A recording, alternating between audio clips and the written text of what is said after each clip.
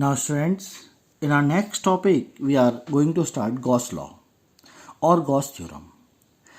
As before starting Gauss theorem or Gauss law, we are at this point that whenever there is a surface area which is not uniform, which is curved at certain part, so at here we consider a very small elemental surface area that is called the ds or dA, and this surface area is perpendicular to that. This ds surface area vector is perpendicular to the surface area outward. At here also we can draw at any point, so the electric so here is a body, and the body is having the positive charge. Electric field lines are also passing from the body to outward,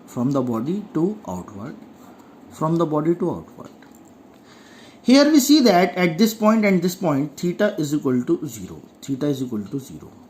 So phi is equal to Ea cos theta. So if the electric field lines are along the surface area, then we put up cos 0 and cos 0 1, and electric field is equal to product of electric field lines with respect to its surface area. But for a small element,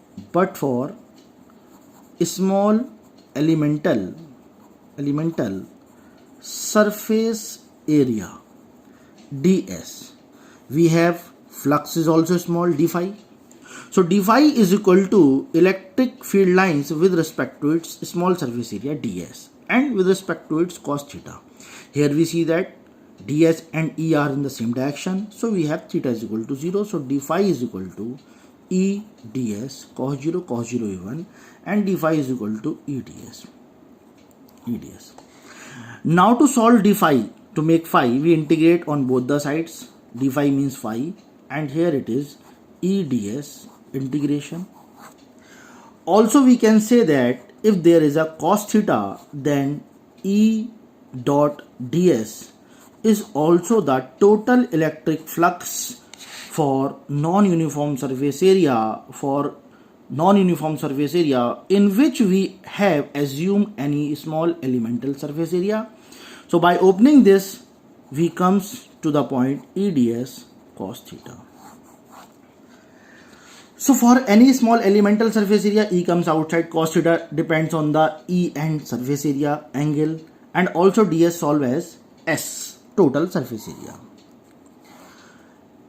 If in the next case, if the surface area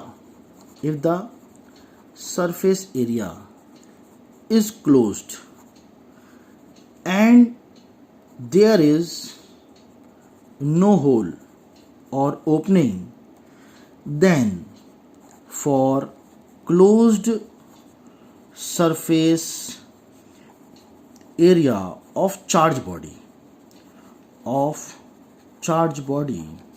we put up integration as closed integral. This is called as closed integral surface area.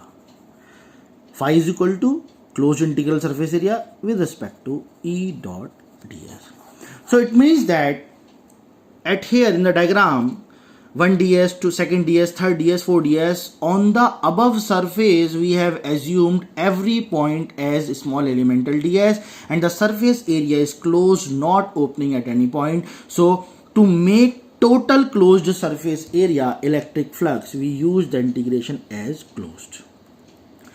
So this is the main formula for the electric flux as for the closed surface.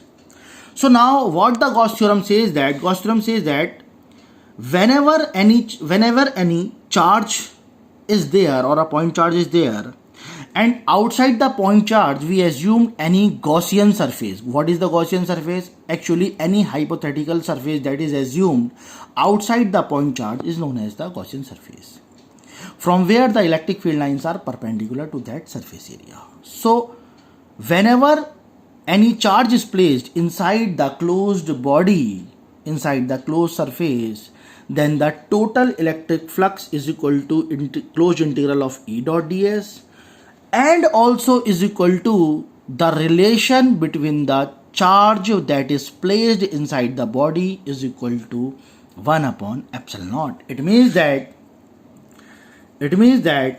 by Gauss law it is fixed that phi is equal to closed integral E dot ds is equal to q upon epsilon naught. It means that flux is equal to closed integral E dot ds is equal to the charge. This relation, this Gauss law gives us the relation between the electric flux with respect to the charge. That charge which is placed inside the closed body, from that charge the electric field lines are passing out. From that charge the electric flux is created is equal to 1 upon epsilon naught time. That epsilon naught is the permittivity of a free space or a medium, free space or vacuum, and 1 upon epsilon naught times the total charge enclosed within that surface area. Thank you.